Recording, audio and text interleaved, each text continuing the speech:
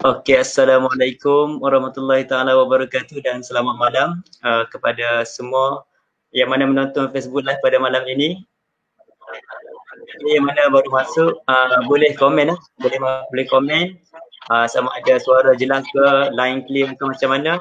Minta kepada tuan-puan semua yang mana menonton Facebook Live di Facebook saya Azam Amiri pada malam ini untuk komen terlebih dahulu sama ada suara saya ataupun suara penceramah kita pada malam ini jelas macam mana, dan minta yang sebaik tuan-puan semua boleh share terlebih dahulu kepada mana-mana lah media sosial tuan-puan semua untuk kita sama-sama mendengar bicara keajaiban besi, emas dan perak dalam perspektif sains dan Islam yang akan disampaikan oleh Dr. Mak Rofa Ismail lah.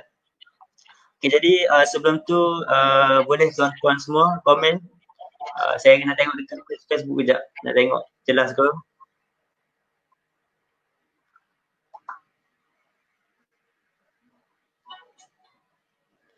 Okay, terima kasih kepada semua lah yang mana baru join Facebook Live. Yang mana sedang menonton boleh komen. Sekiranya ada apa-apa soalan nak tanya nanti boleh terus prepare soalan-soalan di ruang komen. Boleh kita jawab lah, buat soal jawab jika ada masa free nanti di akhir slot kita punya ni, nanti boleh doktor untuk ceritakan ataupun menjawab soalan-soalan daripada tuan-puan semua lah. Okay, terima kasih kepada semua yang mana menonton Facebook Live pada malam ini. Okay, saya nak tengok punya audiens terlebih dahulu. Okay, yang mana baru menonton live ni boleh jangan lupa untuk share, boleh share ke mana-mana platform yang mana Facebook ke, dekat WhatsApp group ke mana-mana, boleh share ke kenal-kenalan anda untuk sama-sama kita nak belajar ataupun nak mendengar bicara keajaiban besi, emas dan perak dalam perspektif sains dan Islam. Mungkin sebelum ni kita tak pernah dengar lagi. Dalam biasa ni saya pernah buat Facebook Live tentang emas untuk pengetahuan doktor. Sebelum ni kita selalu buat Facebook Live tentang emas, tapi kita sekadar yang pembacaan kita sajalah. Belum kita nak menjemput orang yang betul-betul tahu tentang ilmu dan emas dan perak ni dan berkaitan dengan sains dan Islam secara. Okay, jadi insyaAllah sebelum kita mula, saya nak perkenalkan sedikit lah latar belakang penceramah kita pada malam ini. Pada malam ini saya menjemput khas lah Dr. Muhammad Rofa, Dr. Mak Rofa bin Ismail, yang mana beliau menetap di Kajang Selangor lah. Untuk makluman, Dr. Mak Rofa ni merupakan pakcik saya lah yang menetap di Kajang Selangor. Okay. Beliau berpengalaman ataupun merupakan mantan pensyarah di UPM, Universiti Putra Malaysia, dan merupakan fellow kanan for International Islamic IT 2015 hingga kini. Okay. Dan bidang beliau adalah dalam falsafah dan sejarah sains matematik dan tamadun Islam, falsafah sains Islam dan Malayonesia. Dan beliau banyak menerima anugerah-anugerah, antaranya anugerah khas pengarah INSPEN, anugerah karya ilmiah negara, anugerah buku negara, anugerah hadiah utama karya ilmiah bersama, anugerah tokoh INSPEN 2014, anugerah hadiah utama karya ilmiah, anugerah fellow Persatuan Sains Matematik Malaysia bersama, anugerah tokoh INSPEN, anugerah media Islam negara JAKIM RTM dan merupakan penceramah radio Islam terbaik, anugerah penulisan ilmiah Persatuan Sains Matematik Malaysia dan penerbit Universiti Tempatan, dan anugerah sumbangsih Majlis Buku Negara, anugerah Adi Pengajar UPM, anugerah utama karya asli negara dan banyak lagi lah. Jadi penceramah kita pada malam ini memang sangat hebatlah dan rugi kita tak lepaskan peluang keemasan ini. Okay, dan beliau juga merupakan banyak menulis buku-buku tentang sains, sejarah Islam apa semua. So alhamdulillah, syukur kepada Allah SWT kerana dapat berpeluang kita untuk mendengar perkongsian daripada doktor pada malam ini, insyaAllah. Tanpa melengahkan masa, saya menjemput dan mempersilakanlah Dr. Mak Rofa Ismail untuk memberi sedikit berkenaan dengan emas, bicara keajaiban besi, emas dan perak dalam perspektif Islam, sains dan Islam pada malam ini, insyaAllah.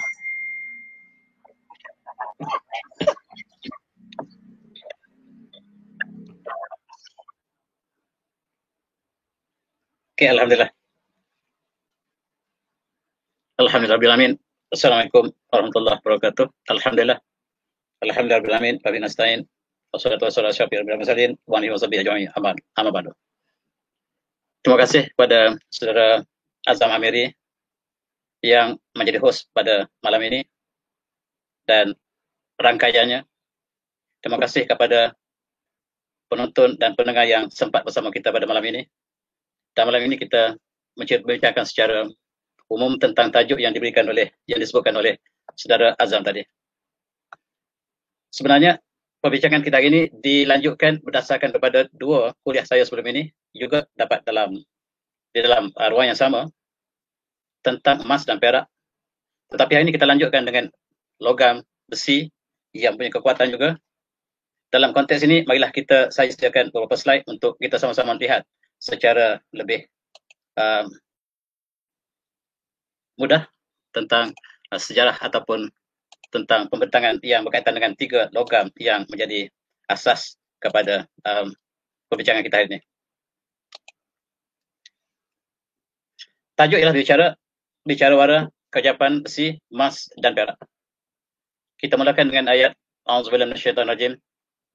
Zayyanin nasu bisyahawati minan nisa wal banin wal qanatir al-muqantarati min adh-dhahabi wal fiddati wal khayl musamati wal an'am. Wal khayl musamati wal an'am wal harth. Dzalika matul hayatun dunya wallahu indahu husnul ma'ab. Surah Al-Azim.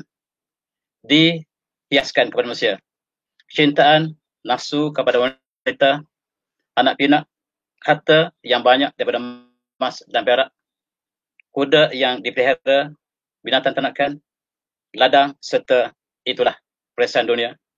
Dan kepada Allah lah tempat kembali yang terbaik-baik, sebaiknya. Dan kita lihat di sini Allah menceritakan tentang ujian Allah ataupun perhiasan dunia pada kita semua.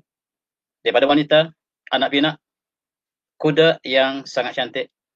Allah mengatakan zalika matul hayatun dunya, itulah perhiasan kehidupan dunia. Kita lihat juga binatang ternakan yang menghiburkan, sebahagian pada ujian pada kita. Dan tema perbincangan kita hari ini ialah perak dan emas. Emas dan perak juga sebahagian daripada ujian Allah untuk kita sama-sama menggunakan emas dalam bentuk yang dikehendaki Allah SWT. Dalam kuliah yang lepas barangkali kita lihat tentang bagaimanakah sejarah emas ataupun pembentukan emas di dalam konteks sains dan teknologi. Dan dalam ayat lain Allah menyebut dalam surah At-Taubah, "Walladzi nakzuna adh-dhahaba wal fiddata wa la tunfiqunaha fi sabilillah fabashshirhum bi'adzabin alim." Dan mereka yang menyimpan ataupun menimbun emas dan perak dan tidak dinafkahkan pada Allah, maka berilah berita gembira azab yang pedih pada mereka. Inilah di antara ancaman Allah bagi mereka yang punya emas yang banyak. Dan kita diuji dengan emas dan perak, harta dan juga berbagai-bagai keindahan yang kita sebutkan tadi. Kita lihat dalam konteks sejarah yang lepas, raja-raja dunia menjadikan emas sebagai timbunan harga mereka, kebanggaan mereka. Dan di sini kita lihat satu contoh ataupun beberapa contoh mereka yang terkenal menentang Allah ialah mereka yang begitu hebat dalam mempunyai harta emas yang banyak, umpamanya Namrus. Namrus yang hidup sezaman dengan Nabi Ibrahim AS menolak kebenaran kerana kekayaan tahta yang dia miliki. Beberapa tahun lepas, kubur Namrus ditemui di Iraq dan ditemui mahkotanya daripada emas, hartanya yang banyak. Barangkali itulah indikasi bahawa kubur yang digali itu adalah punya Namrus. Sama ada tepat atau tidak, ini dilaporkan oleh Daily News yang diterbitkan di Istanbul, menunjukkan bahawa emas yang dipunyai oleh Raja besar itu dapat kita saksikan hari ini. Bahkan kita lihat tokoh lain seperti Firaun. Firaun hidup bergelumang dengan emas. Tetapi kekayaan Firaun tidak memberi sedikit pun apabila dia menentang kebenaran yang dibawa oleh Nabi Musa AS dan Nabi Harun AS. Dia menentang kebenaran dan dia ditenggelamkan Allah di dalam Laut Merah. Kubur yang ditemui penuh dengan emas dan emas menjadi ujian, dan emas yang diletakkan di atas muka bumi ini sebagai perjuangan. Dan itulah kita lihat pemimpin dahulu menjadikan emas sebagai simbol keakuhan mereka, dan mereka telah dimusnahkan Allah SWT dalam perjuangan apabila berdepan dengan para anbiya yang datang untuk membawa kebenaran. Begitu juga Qarun yang sangat angkuh dengan hartanya, emasnya sangat banyak, dan akhirnya dia telah ditenggelamkan di Mesir. Kesan tempat tenggelamnya masih kita dapat saksikan di poem, dan sebahagian bangunan Firaun masih kita dapat saksikan seperti dalam gambar ini, untuk kita ambil iktibar bahawa mereka yang menentang Allah, dan emas yang Allah berikan kepada mereka tidak dapat menolong mereka daripada azab yang Allah telah turunkan kepada mereka yang menentang kebenaran. Dan tuan-tuan penonton yang saya hormati sekalian, saya selalu sebut pada pelajar saya bahawa hidup dunia ini adalah seperti ujian. Ujian perperiksaan di Dewan Perperiksaan. Sebagaimana pelajar dalam Dewan Perperiksaan, maka kita semua di atas muka bumi sebagai hamba Allah diberikan ujian yang sama. Siapa yang buat kebaikan akan diberikan ganjaran 10 kali ganda daripada apa yang dia buat. Dan sekiranya buat keburukan, tidak dibalas kecuali setimpal dengan apa yang lakukan. Pelajar dalam Dewan Perperiksaan akan lulus dan gagal. Kita juga lulus dan gagal.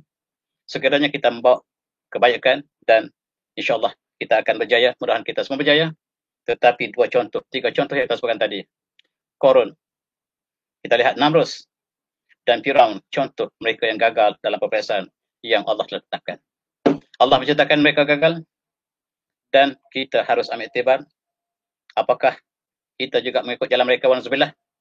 Dan marilah kita lihat jalan bagaimanakah harus kita menggunakan emas, perak, harta untuk tujuan kebajikan, bukan untuk tujuan sebagaimana dilakukan oleh mereka yang berdurhaka kepada Allah Subhanahu wa taala. Kita lihat juga manusia berperang, barat menjajah kita kerana gold, glory and gospel. Mereka datang ke timur untuk menyebarkan Kristian. Mereka datang untuk mencari kekayaan, mencari kemegahan kerajaan mereka. Dan dengan emas kita lihat manusia berperang. Dan kita dijajah. Betapa lama kita dijajah kerana emas, rempah dan juga gospel mereka. Dan inilah sebahagian daripada sejarah manusia apabila berdepan dengan emas dan perak. Dan kita lihat tentang besi. Allah menceritakan dalam surah Al-Hadid, cukup indah untuk kita sama-sama renungan di sini. A'udzubillahi minasyaitonirrajim. Laqad arsalna rusulana bil bayyinati wa anzalna ma'ahumul kitabal mizan liyahkuma an-nas bil qist. Wa anzalna al-hadida fihi ba'sun wa anzalna al-hadida fihi ba'sun sadidun. Fihi ba'sun syadidun wa manafi'un lin-nas wa li'anna Allah ma yansuru wa rasuluhu bil ghaib innallaha qawiyyun aziz. Surah Al-Azim. Al-Hadid 25. Sesungguhnya kami telah utuskan rasul kami dengan keterangan, dan kami turunkan kepada mereka kitab serta neraca supaya untuk mentadbir mereka dengan keadilan. Dan kami menurunkan besi. Di dalam besi itu terdapat kekuatan yang sangat hebat. Dalam besi itu terdapat manfaat pada manusia. Dan besi juga diturunkan supaya Allah mengetahui siapakah yang menolongnya, siapakah yang menurunkan rasulnya dengan perbuatan yang gaib. Dan Allah Maha Perkasa, lagi Maha Berkuasa dan Maha Kuat, Maha Berkuasa. Ini ialah Allah menceritakan dalam surah Al-Hadid bahawa besi juga mempunyai kekuatan sebagaimana yang Allah uji kita dengan emas dan perak. Allah juga turunkan, Allah juga ciptakan besi. Dan dalam konteks kita lihat dalam tafsir Wanzan al-Hadid maksud ini, Wanzan al-Hadid dalam ayat ini, para mufassirin mengatakan bahawa maksud daripada anzalan itu bukan maksud asalnya, tetapi maksudnya khalaqna, kami ciptakan besi dan kami mengadakan besi. Al-Haqq wal Ijad, itu maksud daripada kebanyakan tafsir. Maksud di situ bukan turun dalam konteks yang sebenarnya, tetapi turun dalam konteks majazi. Maksudnya Allah mengatakan anzalna itu dalam konteks ciptaan ataupun mengadakan besi untuk kegunaan manusia di atas dalam muka bumi. Tetapi ada juga ahli tafsir seperti Qurtubi, dia memetik hadis tetapi dia tidak merayakan hadis, status hadis ini, dan kita menggunakan dia sebagai autoriti, dan dia mengatakan innallaha anzala arba'a barakat minas sama' ilal ard. Allah menurunkan 4 perkara daripada langit ke bumi. Dan disebut dalam hadis ini al-hadid wan nar wal ma' wal bih. Besi, api, air dan garam.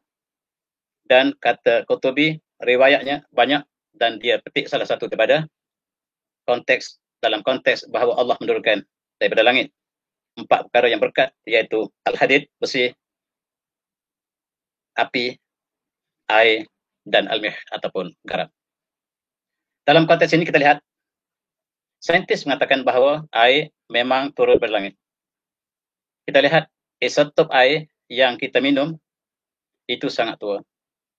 Dan air mengikut ahli sains keluar dari langit dan masuk ke dalam atmosfera dengan kehendak Allah dan diturunkan sebagai hujan setiap hari dan ketika, tetapi pada masa awalnya diturunkan serentak dan disimpan dalam perut bumi. Wallahu alam, dan itulah pandangan ahli sains. Adapun besi, dalam tafsir ini Al-Qurtubi mengatakan benar-benar besi diturunkan daripada langit. Dan hari ini kita lihat saintis juga mengatakan demikian, bahawa besi bukan berasal dari bumi. Dan kita lihat besi, bagaimanakah kajian sains untuk melihat asal-usul besi. Mereka mengatakan besi turun dari langit. Dan Allah menggunakan istilah yang sama.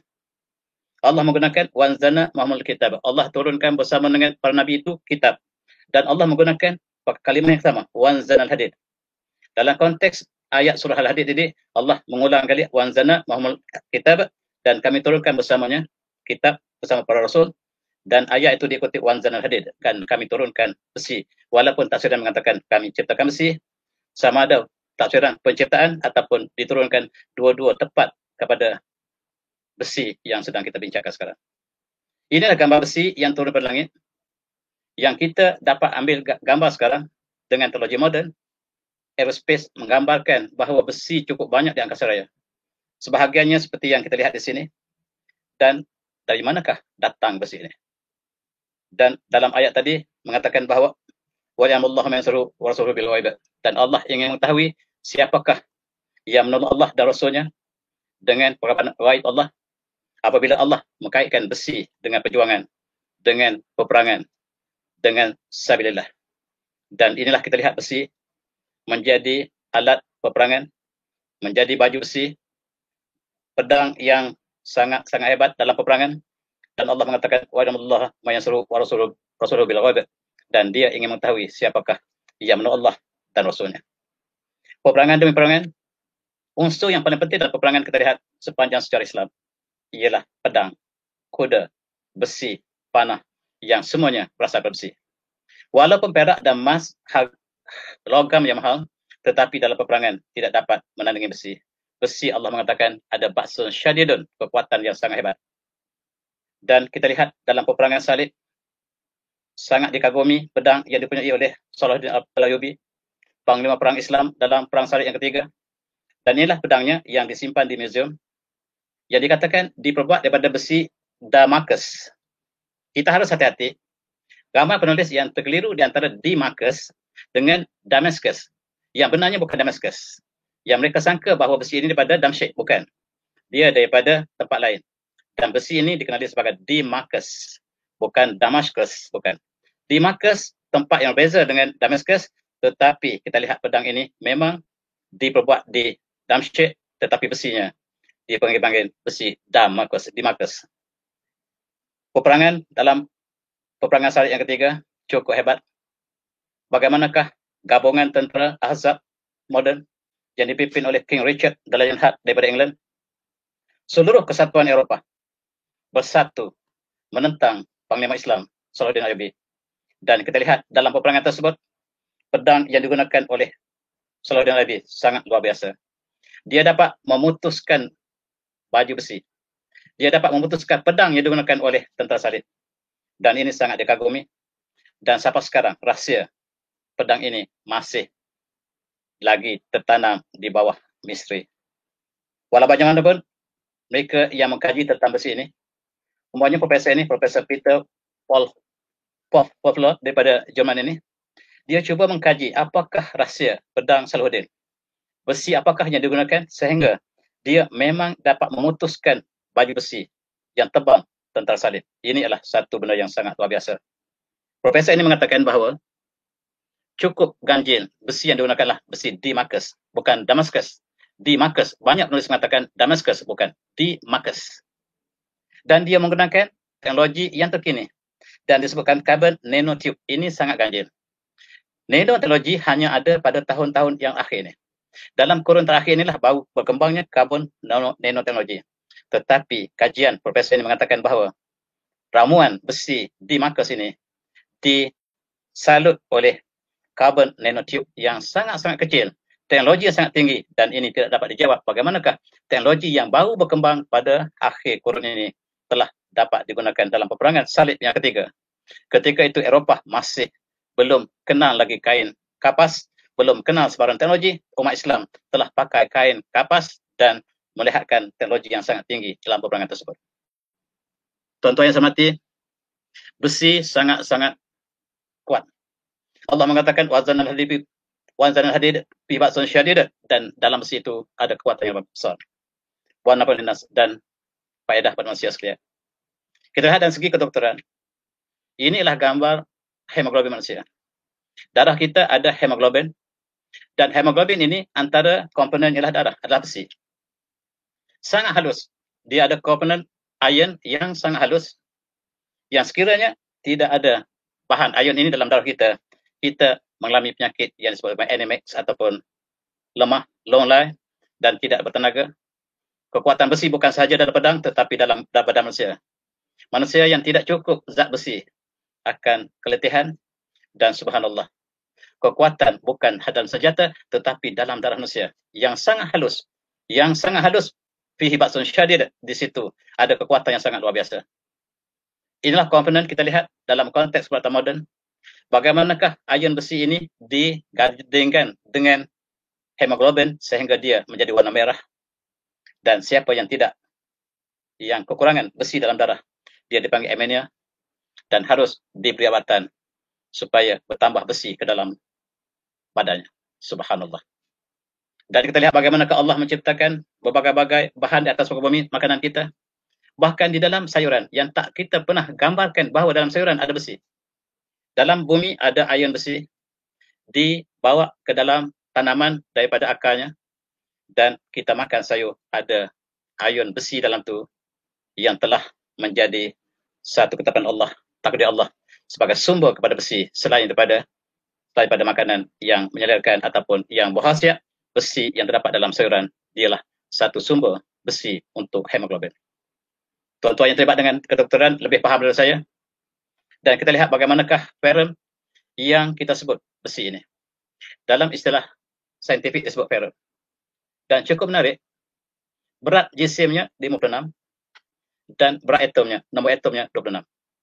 Dan kalau kita lihat dari segi gambaran susunan atom, cukup luar biasa. Di tengah-tengahnya ada 26 proton seperti dalam gambar ini. Ada 4 lapisan orbit proton. Orbit pertama ada 2 proton, diikuti oleh 28, dan akhirnya di luar sekali ada 2 proton. Hanya ada 2 proton, ada 2 elektron maksud saya. Elektron di orbit yang paling luar. Dan ini mengikut saintis, 2, 8, 14, 2 ini sangat stabil. Dan mereka mengatakan bahawa tenaga yang dalam besi ini, dalam konteks tenaga untuk membentuk atom besi, seluruh sistem matahari, solar system ini, tidak cukup untuk membentuk satu atom besi. Dan subhanallah.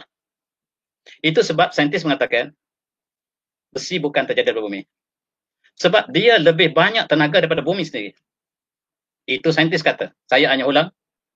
Dan subhanallah, daripada manakah besi ini? Allah ciptakan. Allah sebut, Allah ciptakan besi ini. Dalam tafsiran lain mengatakan Allah turunkan besi ini, dan kita lihat atom, elektron yang mengelilingi proton dalam atom besi sedang bertasbih. Elektron sedang bertasbih, tak pernah diam dalam atom besi yang sangat-sangat kecil. Allah menyebut yusabbihu lillahi ma fis samawati, bertasbih kepada Allah seluruh yang di langit dan bumi. Besi adalah satu komponen di langit dan bumi, dan dia bertasbih, Allah kata. Hari ini saintis melihat dengan penuh kagum, di sekeliling satu atom besi tak pernah diam. Elektron berputar dan berputar, tak pernah diam sepanjang masa. Dan dia sentiasa bertasbih. A'udzubillahi minasyaitonir rajim. Tusabbihu lahu samawati was ardu wa ma fihin wa min syai'in illa yusabbihu bihamdihi walakin la tafqahuna tasbihahum. Bertasbih kepada Allah seluruh yang ada di langit yang 7, yang ada dalam seluruh bumi, semuanya sedang bertasbih kepada Allah Subhanahu wa taala. Wa min syai'in illa yusabbihu bihamdihi. Tak ada satu pun di langit dan bumi yang tidak bertasbih kepada Allah. Semuanya bertasbih. Yang lupa barangkali manusia. Subhanallah. Dalam atom besi yang kecil itu sedang bertasbih. Tuan-tuan, bagaimanakah manusia boleh tahu ada elektron? Elektron tak pernah dapat kita lihat, tetapi indikasinya daripada elektron inilah menghasilkan tenaga elektrisiti. Elektrisiti ini datang daripada elektron. Electricity ialah noun kepada elektron. Dan oleh sebab itu, daripada electricity ini kita dapat lihat cahaya. Cahaya datang daripada electricity datang daripada elektron. Ini menunjukkan bahawa elektron benar-benar wujud walaupun kita tak pernah lihat sebab indikasinya ada. Elektrik yang ada. Televisyen yang kita lihat, teknologi moden hari ini menggunakan electricity dan elektron kita tidak pernah lihat. Sedangkan electricity itu datang daripada elektron. Mereka sedang bertasbih. Dan seluruh alam semesta sedang bertasbih. Tidak ada satu pun wa min syai'in illa yusabbihu bihamdihi walakin la tafqahuna tasbihahum. Seluruh alam semesta sedang bertasbih. Galaksi bertasbih. Mega, alam yang mega di langit sedang bertasbih. Atom yang kecil tak dapat kita lihat pun bertasbih. Dan mereka beredar dalam orientasi yang sama. Elektron berputar pada kanan ke kiri, anti-clockwise. Dan kita lihat galaksi juga berputar pada kanan ke kiri, anti-clockwise. Maksudnya sistem yang dipatuhi oleh galaksi, sistem yang dipatuhi oleh elektron sama. Maksudnya Tuhan yang menciptakan elektron, Tuhan yang menciptakan galaksi, Allah yang sama. Itulah yang dilakukan oleh saintis. Mereka yakin bahawa seluruh alam semesta ditadbirkan oleh Allah yang sama. Sebab semua sistem langit dan bumi mengikut satu pattern sistem yang harmoni berdasarkan kepada sistem keharmonian alam semesta, menunjukkan bahawa Allah yang satu mentadbirkan langit dan bumi. Tuan-tuan yang saya hormati, kita lihat demikian kat di Mekah. Kita juga mengelilingi tawaf di sekeliling Kaabah. Labbaik Allahumma labbaik, labbaik la syarika lak labbaik. Innal hamda wan ni'mata lakal mulk la syarika lak. Dan kita berputar daripada kanan ke kiri anti-clockwise. Kita sedang bertalbiyah di bawah, di langit sedang bertasbih. Bahkan dalam atom sedang bertasbih.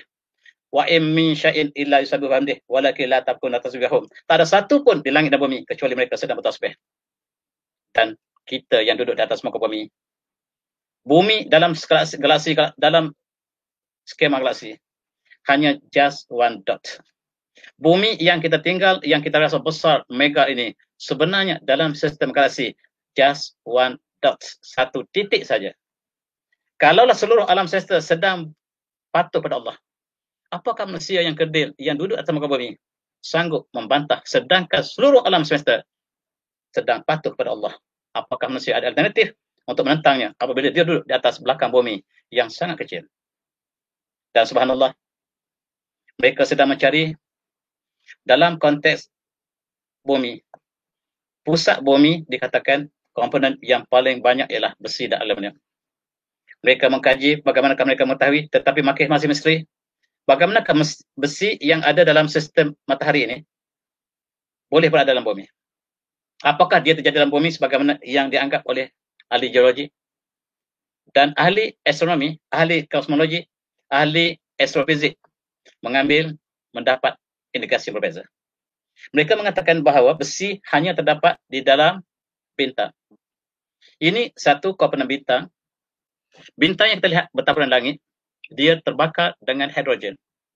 Hidrogen ialah unsur yang paling asas. Apabila pembakaran berlaku begitu lama, hidrogen ini terhasil bertukar menjadi helium. Helium ialah atom yang paling asas selepas hidrogen. Dia juga sama seperti hidrogen, yang membezanya adalah dua proton yang ada di tengah helium. Helium ialah atom yang paling rekas selain pada hidrogen dan dia terjadi di pusat bintang. Apabila bintang ini sudah tua, maka karbon, oksigen, silikon, iron, besi yang kita masalkan terjadi dalam pusat bintang. Ini ialah pandangan saintis. Sama ada benar atau tidak? Wallahu a'lam. Kita lihat dalam konteks saintifik, yang saya sebut inilah konteks saintifik. Apakah yang disebut oleh saintis? Dan mereka mengatakan bahawa sumber besi bukan di bumi, tetapi di langit. Demikian juga emas dan perak. Dia bukan berasal dari bumi, tetapi inilah satu benda, logam, unsur yang sangat ganjil sekiranya kita berfikir. Dan Allah turunkan besi, ciptakan besi untuk manusia, ialah untuk menguji manusia. Demikian juga emas dan perak untuk menguji manusia. Satulah perjuangan, satulah sebagai simbol kekayaan dunia. Dan Allah menyebut wan najmi idza hawa, demi bintang apabila dia jatuh. Bintang apabila dia sudah tua, dia akan rusak, musnah dan jatuh bertebaran barat. Ma dhalla sahibukum wa ma gawa, dan Rasulullah itu tidaklah sesat dan tidaklah menyeleweng. Ma wa ma yantiqu anil hawa, dan dia tidak bercakap tentang nafsunya. In huwa illa wahyun yuha, dan dia bercakap hanyalah berdasarkan wahyu yang Allah turunkan kepadanya. Dan kita lihat dalam konteks saintifik, bintang yang sudah jatuh, bintang yang sudah musnah, pecah, berhancur, dan dia masih kekal teras kepada bintang yang ada itu. Teras inilah sumber kepada besi. Teras bintang ini dipanggil bintang neutron. Bintang neutron ini dia sangat kecil. Selepas seluruh gas yang ada luarnya telah terbakar seluruhnya, yang tinggal ialah teras yang sangat kecil tetapi dia sangat kuat. Dia akan bergerak dengan laju selepas dia pecah. Apabila dia masuk kepada angkasa kita, dia mengeluarkan api yang sangat luas, kuat, sama warna biru, hijau, merah, bergantung kepada apakah jenis logam yang dibawa oleh neutron tersebut. Dan komputer kita juga nama neutron, ada yang jenama neutron untuk menggambarkan bahawa superpower ini, yaitu teras ataupun pusat bintang yang sudah musnah. Bintang ini akan jatuh ke seluruh angkasa raya, sebahagiannya masuk ke bumi, dan mengikut saintis inilah sumber kepada besi. Sumber yang Allah turunkan untuk menjadi kekuatan, sebab sangat luar biasa, tuan-tuan. Kalau kita bandingkan seluruh, sama ada batu, tanah, pokok, besi ialah suatu benda sangat ganjil. Kalau kita berfikir, dia dapat memutuskan batu, dia pun dapat memutuskan pokok, tanah dan sebagainya. Dan dia ini sangat-sangat ganjil bagi mereka berfikir. Dan itulah pandangan saintis, dialah bukan daripada bumi, tetapi dia diturunkan bumi. Dan inilah di antara besi yang ditemui. Meteorit yang jatuh ke atas bumi, inilah antara bentuknya sangat-sangat luar biasa. Dan ini sangat-sangat penting, sangat-sangat hebat kalau dibuat pedang dan boleh menembusi atau boleh memecahkan batu, sebab besi yang turun daripada meteorit ini sangat luar biasa kekuatannya. Inilah di antara kajian yang dilakukan oleh saintis. Adapun kebenaran hanya Allah yang tahu. Dan mereka mendapat indikasi demi indikasi sebab mereka mengkaji, tetapi kita Islam, kita tidak mengkaji. Dan matahari kita, tuan-tuan, kalau dibandingkan dengan bintang yang lain, kita kecil. Dan kita dipanggil yellow dwarf star. Dan di keliling matahari kita ialah gas hidrogen. Gas helium bermaksud dia masih muda. Bukan muda, tetapi dia tidak, kalaulah dia sudah tua, dia akan ada besi di tengahnya. Tetapi dalam konteks matahari kita lihat komponen matahari, besi hanya sedikit saja dalam komponen matahari kita. Maksudnya, dia bukanlah bintang yang sudah mati. Kita lihat matahari, komponen utama matahari ialah gas hidrogen. Di 90% daripada komponen matahari, dia bukan solid seperti bumi, tuan-tuan. Matahari ialah gas. Gas yang besar. Dan 94% daripada komponen matahari ialah hidrogen. 5.9% helium. Saintis mengatakan, daripada hidrogen, Allah tukarkan menjadi helium sebagai unsur yang lebih berat daripada hidrogen. Dan hidrogen adalah unsur yang paling asas. Kemudian kita lihat di dalam oksigen hanya ada 1%, 0.1% oksigen, karbon dan lain-lain, termasuk besi. Besi hanya ada 0.1% di tengah teras matahari. Maksudnya, bumi, besi yang kita ada di bumi, datang daripada bintang yang sudah musnah. Dan inilah yang kita lihat, inilah tuan-tuan, subhanallah, gambar yang diambil oleh NASA daripada permukaan matahari. Pembakaran yang sangat hebat. Inilah gas hidrogen dan helium yang dibakar oleh matahari. Setiap gas yang dibakar pasti akan habis bahan bakar. Setiap yang terbakar akan habis bahan bakarnya, pasti. Just a matter of time. Dan matahari kita juga akan habis bahan bakarnya sebab dia telah menyala sejak jutaan tahun yang lama. Kita tidak tahu berapa lamakah matahari. Dan saintis mengangkarkan usianya. Dan dia membakar dirinya untuk berikan cahaya percuma pada kita. Tuan-tuan, sekiranya kita terpaksa bayar bil untuk matahari, cuba bayangkan berapakah yang harus kita bayar. 1 jam cahaya matahari percuma. Dan kita tak perlu bayar, tuan-tuan. Percuma. Dan kalau nak bayar, sebutlah Alhamdulillah sekali-sekala. Bila kita ingat nikmat Allah yang besar, matahari, lampu untuk seluruh sistem matahari, sistem solar ini yang berpunca daripada matahari, yang Allah letakkan di situ, dan kita menumpang matahari Allah, menumpang bumi Allah, menumpang oksigen Allah, dan alangkah malang sekiranya mereka menentang Allah SWT. Tuan-tuan, orang bertanya, bagaimanakah asal-usul emas yang kita sedang jadi tajuk tadi? Emas juga sama seperti besi. Cuma dia lebih berat daripada besi, maksudnya bintang yang lebih tua, unsur yang lebih tua terjadi di pusat bintang. Seluruh bintang, seluruh logam ialah daripada bintang. Dan berbezanya lah dari segi proses daripada hidrogen, helium, oksigen, karbon dan logam-logam yang berat ini ialah sebahagian daripada ciptaan Allah melalui kejadiannya sungguh-sungguh mengagumkan.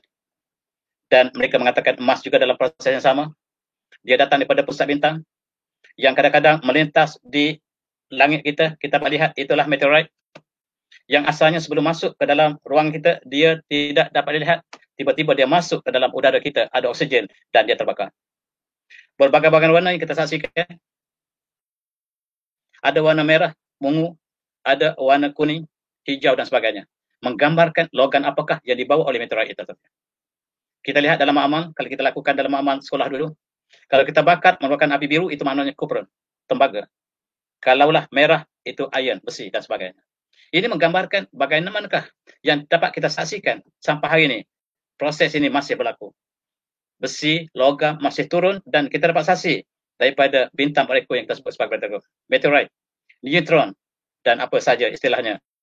Dia menggambarkan peristiwa yang sama. Tuan-tuan yang saya hormati, inilah atom emas yang kita masukkan. Dia jatuh ke bumi dalam bentuk yang sangat kecil. Dia datang bukan daripada bumi, dia datang daripada luar, sangat jauh untuk sampai ke sini. Dan dia sangat stabil. Dan dia katalah dialah logam yang paling berat yang ditemui secara tabi'i di dalam bumi. Dan harganya sangat mahal. Dan ini gambar intan yang sebenarnya. Intan yang berterbangan di langit lebih besar daripada yang kita temui di atas dalam bumi. Dan inilah intan daripada karbon. Cukup ganjil. Karbon yang kita bakar arang, lembut, tetapi proses intan ini ialah di antara bahan yang paling keras di atas muka bumi. Intan. Dan pembentukannya bergantung cara susunan atom, kata saintis, menyebabkan dia adalah satu susunan atom yang sangat stabil. Dan dialah yang paling keras di atas muka bumi. Dia juga bukan berasal daripada bumi, dan itulah pandangan yang diberikan oleh saintis. Dan tuan-tuan kita lihat, inilah atom, besi dan juga, bukan besi, emas dan juga perak. Seperti besi juga, dia berputar mengelilingi protonnya. Mereka sedang bertasbih. Subhanallahi ma fis samawati. Atom besi, atom emas, atom perak sedang bertasbih. Tak pernah diam. Dan wa min syai'in illa yusabbihu hamdih walakin la tafqahuna tasbihahum. Dan tak ada satu pun langit dan bumi kecuali mereka sedang bertasbih. Sekarang baru kita faham bahawa setiap yang ada atom di langit dan bumi semuanya bertasbih. Dan mereka berjalan dalam bentuk yang sama kanan ke kiri. Mereka tak pernah menukarkan arah perjalanan mereka. Dan mereka sami'na wa ata'na yang menentang manusia yang berada di atas muka bumi. Apabila kita lihat seluruh alam semesta tunduk patuh pada Allah, yang disebut di barat sebagai law of nature, itu sebenarnya ialah sunnatullah, iaitu hukum Allah SWT yang letakkan ke atas alam semesta yang cukup indah ini. Dan bumi, kita mengambil emas daripada bumi. Benar, kita gali daripada bumi, dan kita gali daripada bumi, kita dapat emas yang berbagai-bagai bentuk. Tetapi kita tidak pernah jumpa emas yang besar, seketul seperti batu. Sebab dia datang daripada jauh. Dia datang sangat-sangat sedikit, dia datang seperti sebut, dia datang seperti ketul yang kecil, jarang kita temui sebesar 1 kilo atau 2 kilo emas yang ditemui. Ini menunjukkan dia datang daripada jauh. Tuan-tuan tengok batu. Batu yang terjadi di atas muka bumi, di luar bumi ini, gunung ganang daripada batu, batu granit dan batu-batu lain. Ini tidak dapat kita bandingkan dengan emas yang kecil. Mereka sangat besar sebab mereka memang terjadi di bumi. Sekiranya emas terjadi di bumi, kita dapati emas sebesar gunung granit, dan kita tak pernah temui emas yang sebesar itu, sebab dia datang tempat jauh, tetapi gunung memang terjadi di atas muka bumi. Allah menyebutkan dalam ayat surah Fussilat mengatakan bahawa Allah jadikan gunung ganang pada hari yang keempat, dan itu sebahagian daripada apabila kita lihat dalam dua angle, sains dan wahyu, dua-duanya tidak boleh berkonflik sebab mengkaji perkara yang sama. Wahyu datang daripada Allah, bumi Allah yang ciptakan. Kedua-duanya tidak boleh konflik, dan sekiranya berkonflik, maksudnya ilmu manusia masih belum sampai kepada hakikat kebenaran. Dan ilmu manusia adalah relatif, wahyu Allah adalah muktamad, mutlak, dan bagi para sains, mereka menjadikan Al-Quran sebagai tempat rujukan terakhir. Kajian yang kita lakukan di atas muka bumi berdasarkan pada hukum Allah, dia semakin approaching dan terus. Dia barangkali tidak tepat setepatnya, tetapi semakin lama kajian, semakin dekat dengan kebenaran. Dan kebenaran yang Allah sebut Al-Quran ialah kebenaran yang mutlak. Tuan-tuan, kita lihat unsur yang paling sedikit dalam bumi ialah emas dan perak. Besi paling banyak dengan aluminium, dan itulah kita lihat hari ini perak juga mendapat tempat di dalam dunia, sebab perak yang dikeluarkan oleh negara tertentu mempunyai peranan di dalam teknologi. Walaupun emas tetap menjadi logam yang paling mahal, tetapi harga emas naik mendadak. Harga perak naik mendadak, sebagaimana yang tuan-tuan lihat dalam gambar ini, dalam graf ini, menunjukkan bahawa apabila perak digunakan dalam teknologi komunikasi sekarang, teknologi canggih menggunakan kajian nano, dan mereka menggunakan perak sebab perak adalah pengalih tenaga elektrik yang terbaik. Dan kita lihat mereka menggunakan untuk nanowire, untuk solar cell, dan untuk teknologi komputer ataupun teknologi handphone menggunakan komunikasi ataupun teknologi 5G. Dan di belakang daripada teknologi ini, mereka menggunakan superconductor, dan mereka menggunakan juga perak, dan satu institut yang khusus untuk mengkaji teknologi perak dan teknologi ditubuhkan di barat bernama Silver Institute, menggambarkan bahawa harga perak akan naik mendadak dalam masa yang sangat singkat. Tuan-tuan yang terlibat dengan emas dan tengok juga perak, sebab perak semakin meningkat harganya sebab kegunaan yang sangat luas dalam teknologi hari ini. Kita lihat pengeluar perak dunia, emas dunia, termasuk China dan Australia, merupakan sumber emas dunia. Dan kita lihat besi. Sumber utama besi dunia ialah daripada China, daripada India, daripada Rusia dan US. Negara lain juga mempunyai besi, tetapi kuantitinya tidak dapat menandingi apa yang dikeluarkan oleh China, negara mereka besar, dan lombong besi yang digunakan dalam teknologi hasil daripada negara-negara yang kita maksudkan tadi. Tuan-tuan sekarang, emas dan perak. Kita lihat dalam konteks kerajaan Islam yang lepas. Khalifah Islam menggunakan wang dinar dan perak dan dirham. Dinar dan dirham menjadi budaya dalam Islam. Dan wang ini digunakan begitu lama dalam tamadun Islam. Di barat dan timur, walaupun bernama, tetapi asalnya emas dan perak. Dan emas inilah yang menjadi timbang tara kepada wang. Perak juga, hari ini kita lihat, wang semakin kompleks. Dalam ekonomi yang makin canggih, pada asalnya wang kertas yang kita gunakan, dia melambangkan emas yang dipunyai oleh negara yang berkenaan. Dia menjadi timbang tara kepada emas yang dipunyai sebagai rezervnya. Itu satu masa dalam perkembangan ekonomi. Tetapi dalam masa yang lebih lewat, maka wang diasaskan bukan sahaja pada emas, tetapi ada fiat money. Fiat money ini ditanggung oleh politik. Tidak diasaskan sepenuhnya kepada emas dan komoditi, tetapi jaminan politik sebagaimana uang US umpamanya. Dan ini apakah dapat kita bandingkan dengan emas yang kita masukkan tadi? Dan lebih kompleks apabila kita lihat hari ini, kita ada wang yang berbagai-bagai, termasuklah Bitcoin. Itu sebab ulama kita revise balik tentang wang kita. Sebab wang yang kita gunakan hari ini tidaklah semata-mata diasaskan pada emas dan perak. Oleh sebab itu, zakat yang kita base kepada emas dan perak juga harus berubah. Dan inilah yang dibincangkan oleh Syekh Yusuf Qaradawi umpamanya dalam Fiqh Zakah, yang tuan-tuan boleh melihat satu kajian yang luas di dalam bagaimanakah ekonomi dunia ini berubah daripada emas kepada komoditi dan sebagainya. Maka haruslah zakat dan mata wang juga telah berubah sama sekali. Tuan-tuan, kita ada kelapa sawit. Kelapa sawit juga ada satu komponen dalam ekonomi negara kita. Begitu ke petroleum. Dan wang kita juga ada hubungan dengan komoditi ini. Oleh sebab itu, wang semakin kompleks. Emas dan perak bukan semata-mata menjadi timbang tara pada wang yang kita gunakan. Dan lebih lagi, Bitcoin yang sedang melanda dunia sekarang. Yang bagaimanakah mereka jadikan wang ini wang maya? Yang sukar untuk kita define apakah base kepada wang ini. Tetapi dia mempunyai nilai tertentu. Dan ini sedang dibincang oleh ulama kita. Tuan-tuan, apakah tidak ada usaha untuk kita kembali kepada wang dinar yang digunakan oleh Khalifah Islam?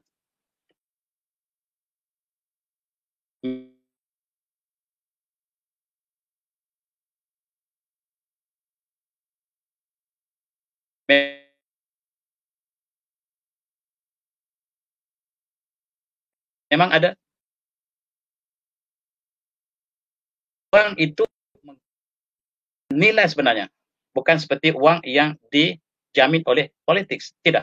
Sebab bila politik telah berakhir, maka wang itu siapakah yang akan menggantikan dengan nilai yang sepatutnya. Tetapi sekiranya emas dinar, maka emas dinar inilah yang kita, apa saja kerajaan, dia masih kekal sebagai emas. Dan itulah yang sedang dibincangkan. Dan kita lihat euro mempunyai wang mereka sendiri. Dan alangkah indah sekiranya umat Islam, negara Islam, membincangkan tentang wang dinar. Memang kita dah lama dibincang, tetapi kita tidak melihat satu tindakan yang menyeluruh untuk seluruh umat Islam. Kita lihat ada dalam negara kita, antaranya di Kelantan barangkali, ataupun di Madinah. Madinah juga ada gold dinar. Kita juga di negara kita ada gold dinar. Tetapi dia bukanlah satu mata wang yang menyeluruh, tetapi dia sebagai satu simpanan, mungkin sebagai satu perniagaan, barangkali sebagai khazanah dan sebagainya, dan bukan sebagai mata wang yang digunakan dalam harian. Mari kita sama-sama serahkan kepada pakar-pakar ekonomi kita. Bagaimanakah untuk kita kembali, sebab wang kita ada sekarang sangat tidak stabil. Sebab wang yang diasaskan itu bukan kepada solid emas ataupun perak, sebagaimana yang dilakukan oleh kerajaan Islam zaman Khalifah yang agung dulu. Mari kita lihat. Sekarang ada berbagai-bagai jenis emas. Kepada saudara Azam Amiri yang menjadi pengurusi tadi, moderator kita, dia sebenarnya sudah mencapai satu tahap di dalam gold, public gold. Saya dipahamkan demikian. Tuan-tuan boleh bagi sokongan pada dia. Sebab inilah satu usaha untuk sebagai simbol untuk kembalikan semula kepada bentuk dinar kita yang kita sebut tadi. Walaupun dia masih belum mencapai satu konsensus, tetapi sebagai mudah-mudahan kita memudahkan dengan penggunaan emas dalam urusan perniagaan kita. Zakat harus dikeluarkan. Tuan-tuan ingat, wang sebagai ujian, anak pinak sebagai ujian, ladang sebagai ujian, perak emas ialah sebagai ujian. Pakaian yang kita gunakan, semak kembali apakah kita menyimpan dan kita ingat ancaman Allah. Siapa yang menyimpan emas bertimbun-timbun dan tidak dikeluarkan untuk nafkah perjalanan Allah, maka tunggulah apa yang Allah janjikan tadi. Dan dalam konteks kita Islam, kita diharamkan umat lelaki untuk memakai sutra dibash, iaitu sutra yang lembut, wasyurb fi aniyati zahab wal fiddah, dan minum dalam bekas perak dan emas. Ini ialah sebagai ujian. Emas dan perak sangat indah, tetapi Allah melarang umat Islam, lelakinya, daripada menggunakan sutra, daripada emas dan perak dalam konteks bekas minuman. Dan Allah dan Rasulullah bersabda dalam hadis yang diriwayatkan oleh muttafaqun alaih, hiya lahum fid dunya. Emas, perak, sutra untuk mereka, untuk orang bukan Islam, untuk orang kafir. Nikmatlah dunia ini. Wa yalakum fil akhirah. Tetapi kamu umat Islam, orang beriman, ada di belakang nanti, yaitu di akhirat. Tuan-tuan, besi. Allah berfirman, wa'idum lahum masatum min quwwatin wa bi ribatil khali turhibuna bihi aduwallahu wa aduwakum wa akhri min dunihim la ta'lamunahum Allahu yanuhum wa ma tunfiqu min syai'in fi sabilillah yuwaffikum wa antum la tuzlamun. Surah An-Nazil Al-Anfal. Dan bersedialah dengan apa yang kamu mampu daripada kekuatan kuda yang ditambah, untuk menakutkan dengan kuda tersebut musuh-musuh Allah dan musuh kamu, dajjal lainnya yang selain pada mereka, yang kamu tidak tahu, tetapi Allah mengetahuinya. Dan apa yang kamu sedekahkan, apa kamu infak dalam jalan Allah, maka Allah akan memberikan balasan yang tidak akan kamu dizalimi. Inilah janji Allah. Dan di antara kekuatan tentera ialah besi. Dan kita lihat dalam peperangan demi peperangan, peperangan Badar, peperangan Khandaq, peperangan Ahzab, peperangan Tabuk, besi menjadi unsur kekuatan Islam. Besi juga menjadi unsur kekuatan musuh Islam. Dan inilah kita lihat besi mempunyai kekuatan. Dan para sahabat seperti Sayyidina Umar bin Khattab mengajar kita supaya kita mengajar anak kita berenang dan naik kuda, memanah. Dan inilah di antara kekuatan Islam ialah memanah, menunggang kuda, dan juga melalui lintasan laut, berenang dan sebagainya. Ini bukan hadis, tetapi inilah kata-kata para sahabat. Dan kita lihat kembali tadi, laqad arsalna rusulana bil bayyinati wa anzalna ma'ahum kitabal mizan liyahkuma an-nasu bil qist. Wa anzalna al-hadid fi ba'sin syadidun wa manafa'u lin-nas wa liya'lamu Allahu man yansuruhu wa rasuluhu bil ghaib. Dan supaya Allah turunkan besi supaya dia mengetahui siapakah yang menolong Allah dalam konteks perjuangan membawa Islam dan berita roid yang Allah berikan pada kita. Besi. Inilah yang kita bincangkan. Kekuatan besi lebih kuat pada emas dan perak dari segi kekuatan dalam peperangan. Walaupun harganya tidak tinggi, tetapi inilah sebenarnya keajaiban bagi saya sebagai yang melihat logam-logam. Bagi saya, kekuatan yang saya paling ajaib ialah besi. Saya tidak ajaib pada emas dan perak, tidak. Saya melihat keajaiban yang ada dalam besi luar biasa. Kekuatan yang ada dalam besi tidak boleh diambil oleh emas. Senjata yang dibuat dari besi tidak boleh diambil alih oleh emas. Tidak boleh diambil oleh perak, tetapi besi dengan keluarga besi, dengan segala jenis besi, maka itulah kekuatan dalam peperangan. Bahkan dalam perjuangan akhir, dunia akhir ini, besilah menjadi timbang tara kepada kekuatan persenjataan, kereta kebal dan sebagainya. Kita lihat, kalau dulu dengan pedang dan komponen besilah yang menjadi utama dalam perjuangan Islam, menentang tentera salib dan sebagainya. Dan kita lihat hari ini, besi juga mengambil peran yang sama. Peranan besi dalam ketenteraan tidak boleh diambil oleh sebarang logam yang lain. Keluli ialah jenis besi, dan pacar logam yang menggunakan besi dan lain, tetapi asas mesti besi. Kekuatan yang Allah turunkan pada besi tidak ada pada logam lain yang kita boleh ambil menggantikan besi. Tengok betul-betul, kekuatan besi ialah sangat luar biasa. Renungilah besi. Dan bagaimana peran besi dalam seluruh kehidupan manusia, tamadun manusia. Besi mengambil peran utama. Tidak ada emas, tak ada perak, tak ada masalah. Tetapi tak ada besi, tanpa besi, kehidupan manusia pincang segala-galanya. Inilah kita lihat kuantiti yang banyak yang ada dalam bumi kita, yang menjadi bahan renungan seluruh saintis dari dulu sampai sekarang. Dan kita lihat hari ini, besi juga main peranan dalam berbagai jenis senjata moden hari ini. Di langit dan di bawah, kekuatan besi inilah yang menjadi kekuatan dunia hari ini. Dan kita lihat nuklear, ialah sebahagian menggunakan besi juga di luarnya. Dan bagaimanakah kita akhir, apakah kita akan berakhir dengan besi? Teknologi yang ada hari ini, apakah akan selamanya akan berada, akan terus sampai hari kiamat? Wallahualam. Tetapi kita melihatkan sesuatu yang berlaku hari ini, manusia menggunakan teknologi yang canggih untuk membunuh manusia lain. Bagaimanakah persediaan ini untuk dihadapi oleh umat Islam seluruhnya? Kita lihat penduduk dunia hari ini sangat-sangat lebih hebat, dan besi menjadi penyelesaian ataupun menjadi unsur yang paling penting dalam perjuangan, dalam peperangan dan sebagainya. Dalam hadis yang panjang ini, Rasulullah menceritakan bahawa akan berlaku satu peperangan di tempat yang Rasulullah pinpoint, namanya Dabik. Tempat itu berada di Syria sekarang. Di situ dilihatkan bahawa kaum Islam, kaum muslimin akan bertemu dengan kaum Rom dalam peperangan terakhir. Dan dibandingkan di situ, kita lihat umat Islam akan menyangkut ataupun meletakkan pedang-pedang mereka di pokok zaitun. Berbagai-bagai pandangan yang dikemukakan. Apakah pedang jenis suyuhum fi zaitun? Apakah benar-benar pedang yang digunakan dalam peperangan terakhir ini? Ataupun sebagai simbol teknologi moden yang sama seperti pedang. Wallahualam. Tetapi kita dapat membayangkan sekiranya dalam perang dunia ketiga, walzubillah, mereka menggunakan teknologi yang sangat canggih, menggunakan nuklear, menggunakan laser, menggunakan bioweapon, termasuk corona, maka apakah masih tinggal tamadun yang kita sedang bina sekarang? Ataupun kita akan berakhir kepada zaman yang asal, dan besi sebagaimana dalam hadis ini mengatakan pedang digunakan dalam peperangan terakhir.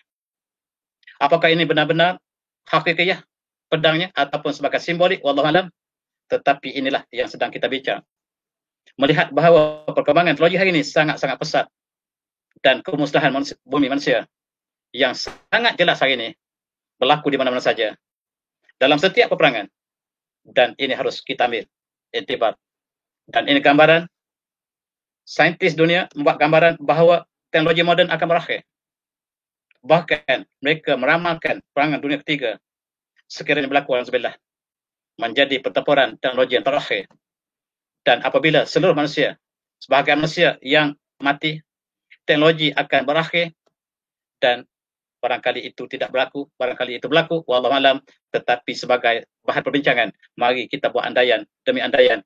Apabila kita melihat hadis tadi, Rasulullah menyebutkan bahawa umat Islam akan membawa pedang, dan mereka berada di bawah pohon zaitun, dan mereka letak pokok suyuh mereka ataupun pedang mereka di pohon zaitun.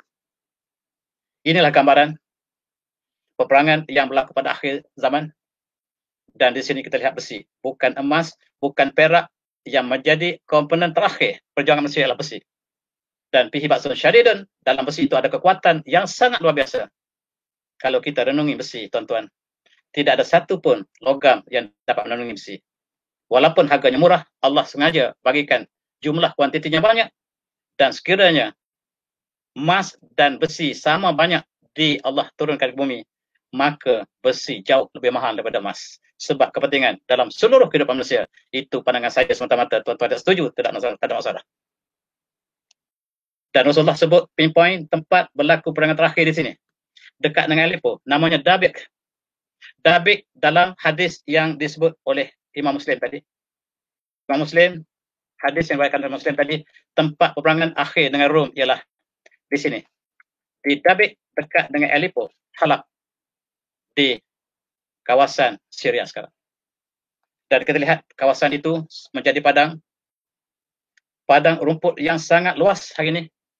Di situ padang ternakan yang sedang dilakukan oleh penduduk di sana. Dan sekarang kita lihat Israel mengambil tempat yang hampir sama. Mereka menguasai Bukit Golan juga dalam konteks peperangan terakhir. Mereka masuk ke Bukit Golan, mereka kuasai Bukit Golan selepas mereka mengambil Palestin. Dan apakah ada hubungan dengan hadis yang mereka juga percaya pada hadis peperangan terakhir di antara umat yang beriman dengan umat yang tidak beriman? Tuan-tuan, kita lihat Allah menyebut bahawa kita berada di atas muka bumi sebagai ujian. A'udzubillahi minasyaitonir rajim. Alladzi khalaqal mauta wal hayata liyabluwakum ayyukum ahsanu amala wa huwal azizul ghafur. Dan dialah Allah yang menciptakan mati dan kehidupan untuk uji kamu, siapakah di antara kamu yang paling baik amalannya. Dan dia adalah Maha Perkasa lagi Maha Pengampun. Dan di sini kita akan hidup, di atas bumi lah kita akan mati, daripada bumi lah kita akan dibangkit kembali. Kita akan terima keputusan kita akhirnya. Kita ibarat singgah di sebuah pulau. Planet bumi ini sebagai pulau. Kita asalnya bukan daripada sini. Kita terdampar di pulau ini. Dan kita akan kembali pulau ini untuk kita ambil bekalan, dan kita akan terus balik ke kampung halaman kita. Alangkah malang sekiranya kita merasakan pulau inilah tempat terakhir kita, destinasi akhir kita, sedangkan kita diberi ujian di atas pulau ini. Dan apabila ada kapal datang untuk kembali ke halaman kampung kita, sepatutnya kita gembira. Sepatutnya kita gembira apabila ada kapal datang untuk membawa kita balik ke kampung halaman, sebab pulau ini pulau yang sementara. Itu pasal paham Islam. Dan di kampung halaman di akhirat nanti, Rasulullah bersabda, yang dibawakan Imam Bukhari dan Muslim, points tu, ana wasah hakadha. Dan Rasulullah mengatakan, saya diutuskan dengan hari kiamat seperti dua jari ini. Rasulullah membuat isyarat dua jarinya, dan maksudnya kiamat dengan Rasulullah ialah tidak ada sempadan lagi, dan dunia akan berakhir. Tetapi sayang, mereka masih lupa. A'udzubillahi minasyaitonir rajim. Iqtabal nas yasabhum wa hum fi ghaflatin muridun. Dan telah sampailah zaman hari kiamat. Hisab hari kiamat sudah hampir pada manusia, tapi manusia masih lupa. Alhamdulillah. Kita lihat pemuda kita masih lupa, dan mereka masih lupa jalan kembali. Dan mari kita mengajak pemuda-pemuda kita kembali pada jalan yang benar. Dan kita sekarang berada dalam ujian. Segalanya akan musnah. Kullu man 'alaiha fan wa yabqa wajhu rabbika dzul jalali wal ikram. Seluruhnya atas muka bumi, langit dan bumi akan musnah. Yang kekal ialah kerajaan Allah semata-mata. Yang lain akan musnah, dan matahari akan padam. Idza syamsu kuwirat. Dan Allah juga mengatakan langit juga akan digulung. A'udzubillahi minasyaitonir rajim. Ya man fis sama qad yasjilul kutub kama badana awqin noidu. Wa dalina inna kunna fa'ilin. Dan hari kami gulungkan langit seperti kami gulungkan sijil, kertas sijil. Sebagaimana kami mulakan ciptaan kami, demikianlah kami ulang kembali. Dan janji kami, pasti kami akan lakukan. Kami akan tunaikan janji kami. Dan Allah janjikan bahawa langit yang indah ini akan dimusnahkan. Bumi akan berakhir. Dan kita akan pulang setiap yang bernapas, setiap yang bernyawa, pasti akan merasai kematian. Saya yang bercakap, tua-tua yang mendengar, pasti akan mati. Dan apakah bekalan kita? Pegang nada kita lama-lama. Dan kita tanya, apakah yang kita lakukan? Yang terbaik dalam kita lah yang paling banyak faedah pada orang lain. Yang paling bermanfaat pada masyarakat. Dan apakah jasa kita pada masyarakat? Dan kita membawa saya, bawa hasanah.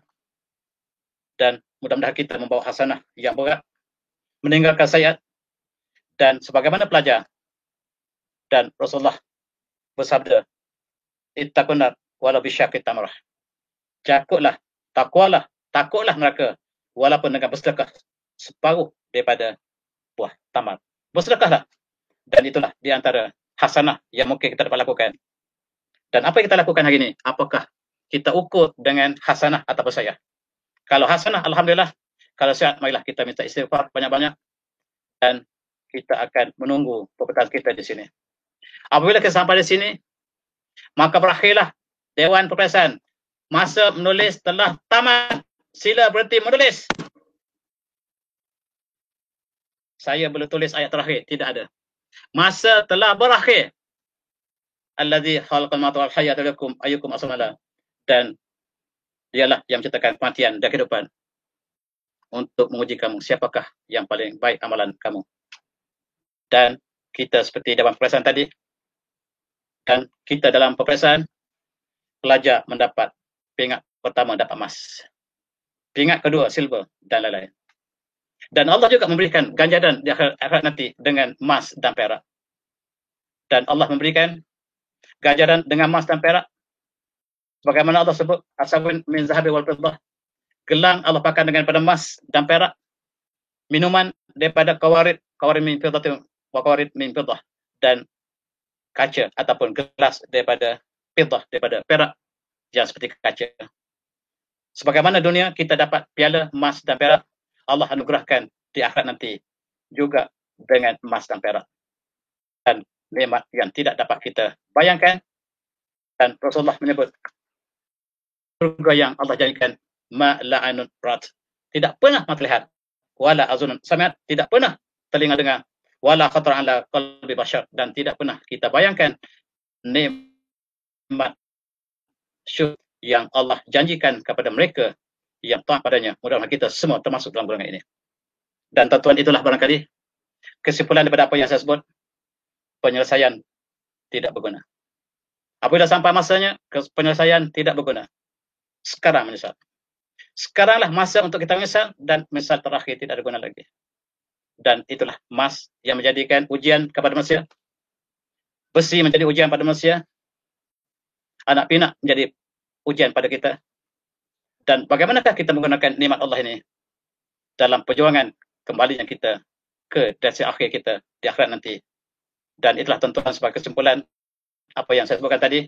Untuk saya, untuk tuan-tuan yang mendengar, untuk kawan kita lain, mudah-mudahan apa yang saya sebutkan ini dapat faedah pada saya sendiri dan tuan-tuan.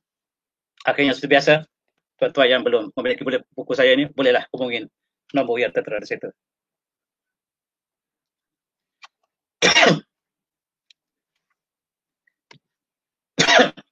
Saya serah kembali kepada saudara saudara Hazam Amiri. Saya mula batuk. Silakan.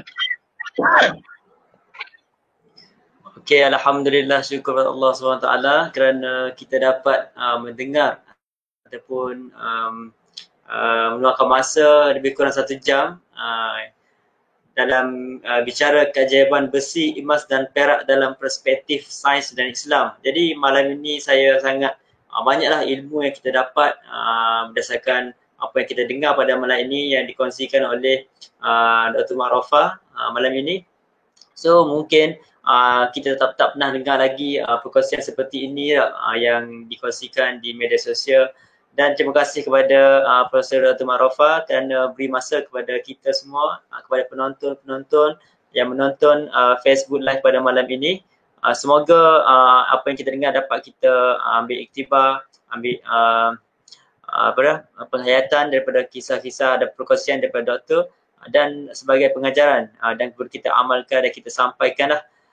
Dan untuk makluman kepada penonton-penonton, sekiranya ingin dapatkan apa-apa jenis buku-buku yang ditulis oleh Dr. Ma'rufah, boleh pergi ke Facebook page beliau, karya Dr. Ma'rufah Ismail. Dan terima kasih juga kepada penonton-penonton semua yang sudi luang masa bersama kita semua. Dan seperti mana Dr. kata tadi, dunia ni adalah seperti pulau lah, seperti pulau tempat persinggahan, hanya tempat sementara sahaja. Dan emas, perak, besi apa semua itu adalah ujian kepada kita. Dan macam mana untuk kita nak apabila sampainya masa dia, penamat dia, kita akan kembali kepada Allah Subhanahu Wa Taala juga dah, pengakhiran kepada kita semua. Jadi apa-apa semua kita buat ni akan berakhir. Jadi apa yang kita bawa hanya amalan, iman dan amalan kita sahaja dah. Jadi terima kasih kepada sekali lagi kepada Dr. Ma'rufah Ismail akan sudi meluangkan masa bersama kita semua pada live pada malam ini. Memang saya rasa memang sangat-sangat menarik lah dan sangat bermanfaat untuk kita semua, terutamanya tuan-puan yang nak tahu tentang emas dan perak, dapat kita dengar perkongsian yang berkaitan emas dan perak dalam perspektif sains dan Islam. Okay, jazakallah khair. Jadi insyaAllah kepada tuan-puan semua, di bawah di komen saya ada letak link untuk ke channel Telegram saya. Boleh join channel Telegram untuk mendapatkan info lebih lanjut tentang emas dan juga kewangan lah. Jadi terima kasih lagi kepada Profesor Dr. Ma'rufah dan kepada semualah yang menonton live pada malam ini. Jadi kita tangguhkan majlis kita pada malam ini dengan tasbih kafarah dan suratul Asr, insyaAllah.